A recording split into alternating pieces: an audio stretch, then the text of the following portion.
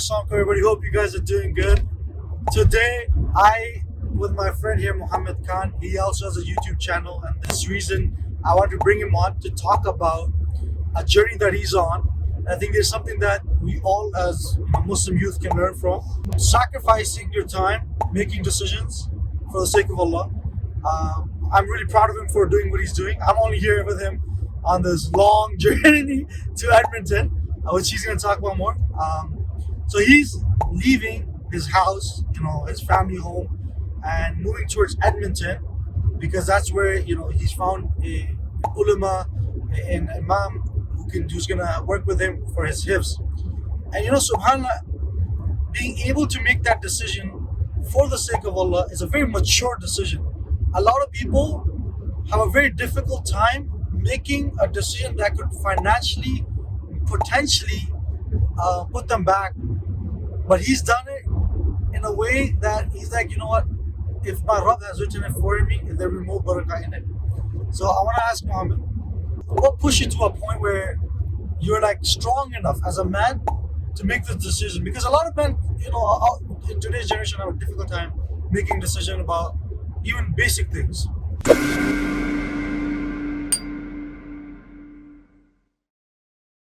Assalamu alaikum wa rahmatullahi wa barakatuh. Hope you guys are having a wonderful day today.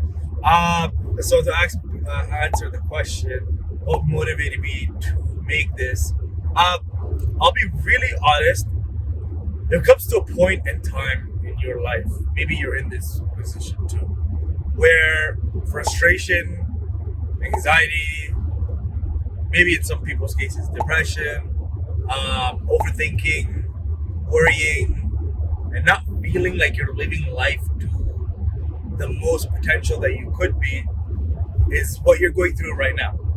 And that is kind of like what I was going through. I wasn't seeing the changes that I wanted to bring in my life in terms of faith, in terms of finance, in terms of marriage, relationships, success in this life and the akhirah, where I was living in Toronto. And there's nothing wrong with that feeling. A lot of times what happens is that because of societal pressures and other people, we might just exactly do that, swallow the feeling and ignore it. And that is the worst thing that you can do.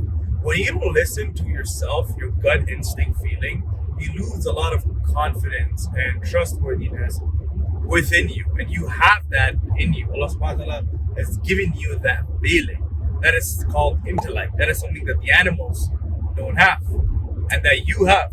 So you need to tap into that. Unfortunately, like I mentioned before, oftentimes it gets pushed away either by self-ego or by people around you, and it's not to be rude, but even it could be like your own siblings, your own parents, your own teacher, your own best friends, and this doesn't mean you need to disrespect other people, but like if you truly believe what you want to do is good for you, whether it is for dunya, akhirah, or both, or like as long as it's a halal thing that's allowed and permissible in Islam, go ahead and do it. For some people that might be hijrah, like other members, and for some people it might be like in my case, going somewhere away from home to go study and become a father, inshallah.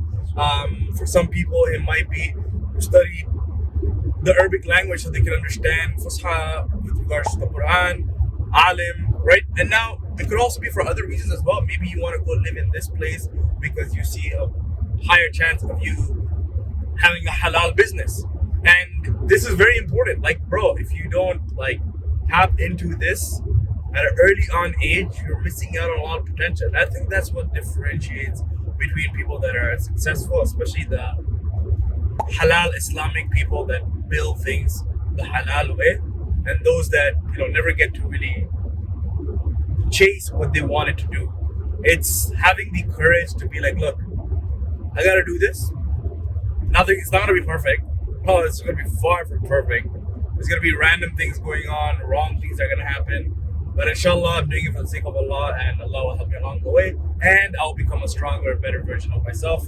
That's good to know, and that is why I'm doing this. I wanted to add an element to this. Subhanallah, many of us spend $50,000, $60,000, $70,000 and take a riba loan for our student loans, and we go away from home for dunya ilm. And that ilm is only for this 80 years. Only for this 80 years. I mean, you can translate it into your akhirah by donating and doing sadaqah jariyah and doing things for the ummah. But majority of it is under the niyyah of getting a good job, making money in this dunya. So subhanallah,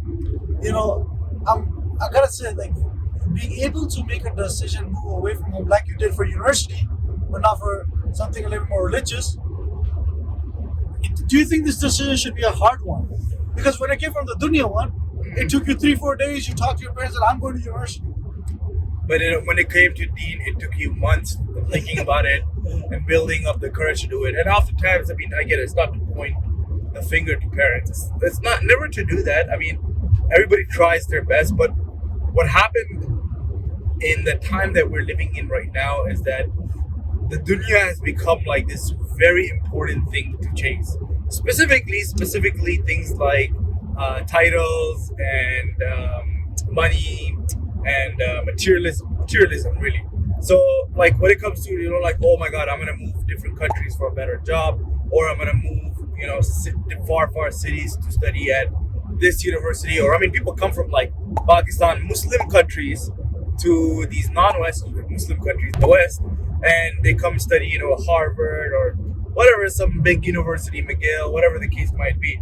And if you're gonna be doing that for dunya, you have to ask yourself, like, why can't you do something for akhirah? Why is it that, like, when something small as like maybe like a bi-weekly once, every other Saturday, I don't know, Islamic studies class that's happening at your local masjid for free for like 1 hour. Majority of them are for free. Which is like so that's 2 hours a month. Yeah. You overthink it. And bro, I'm telling you, this has everything to do with shaitan. Whenever you start fafirru ilallah, fleeing towards Allah, running towards Allah, shaitan's job is one thing. It's like a tug of war. He's gonna pull you back towards him. And how does he do that? It's not always through haram things. He sees you want to do something halal, something really good for the sake of Allah.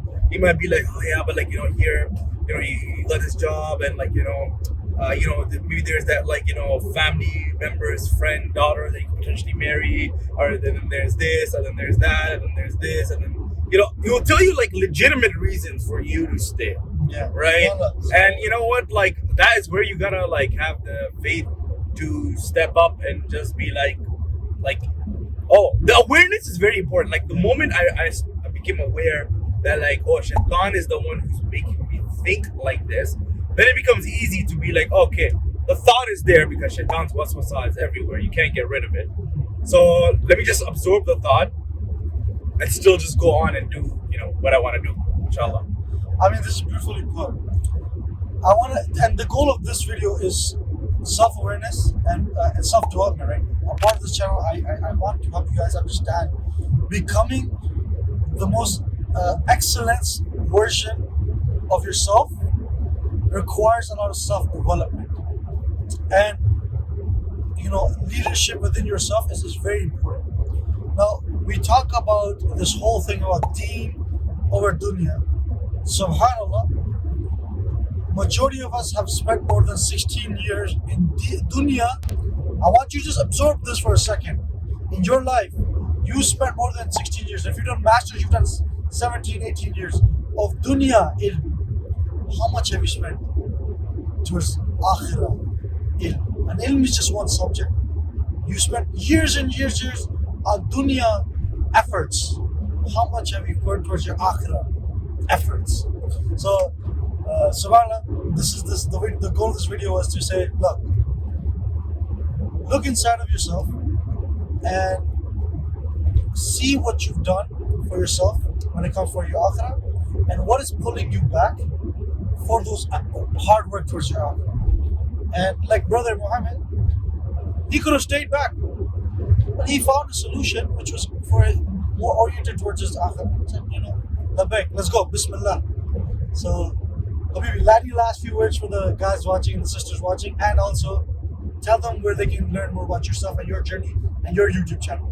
Yeah, so my YouTube channel. Inshallah, we'll link it down in the description box down below too. It's called The Story of Ahmed. I'm sharing my journey towards Islamic self-development there, which includes things like fitness, faith, finance, and friendship. And I guess my last word would be, honestly, like, I really like the ayah mentioned in Surah Al-Dhariyat,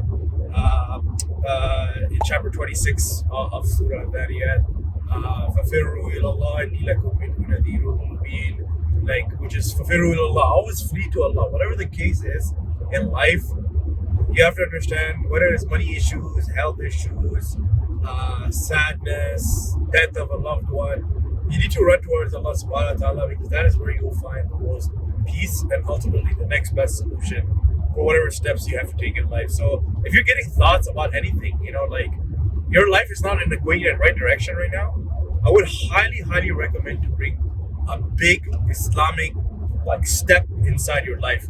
And there are a couple of things you can do, Hafiz, Alim, or one of them. But those are, a little bit longer commitments. Maybe it could just be something as simple as, it's not really simple, but if you're able to go to Umrah, really, your life is going in a bad direction right now. Yeah. Go to Umrah, go spend some time there. If that's expensive for you, guess what? Go find a masjid that you can stay at overnight. If you can buy an iPhone 13 Pro for $39. True. You can do Umrah. Yeah, you can do Umrah. Yeah. And honestly, if you guys want me to make a video on how you can do Umrah from Canada, America, UK, and in the cheapest way possible, because alhamdulillah, I've done it multiple, I can teach you guys. It's not that difficult. You gotta just manage everything on your own, and maybe the living lifestyle over there is gonna be a little bit lower than your 5-star, clock tower Swiss hotels. Yeah, that's fine. And You're look, good for the Abada, right? you don't have to do Hajj if that's not financially allowed. And look, if your finances are in a place where you can, then I highly recommend go do Umrah, go do Hajj if you can. But again, you could do something simple as you could just go to a masjid that allows you to stay overnight, and you could stay there for a week, 10 days, get up for the Hajj, stay in the masjid, eat in the masjid, sleep in the masjid, pray all the prayers in the masjid. If you can't do that and you have work, I'm going down to the point where I'm trying to show you that anything is possible. If you can't do that, you have work and you have financial duties, okay, just start getting up for Fajr and praying it in the masjid. Just start getting up for Fajr and praying it in the masjid. Do the simple things and watch the big results come. You take one step towards Allah, He comes running to you. You give Him one finger, He grabs your whole hand. It's just a matter of a step. But no one, not even Allah, can force you to take that step except you. So inshallah, take that step. Alright guys, you heard it from the man himself. Check him out. It's going to be in the description. Inshallah, if there's any other question you guys have, you can bring it straight to him. Or B, you just ask in the comments, and inshallah, we're going to be together on this journey and we may be able to answer it together. As always, take care of yourself. Assalamu alaikum.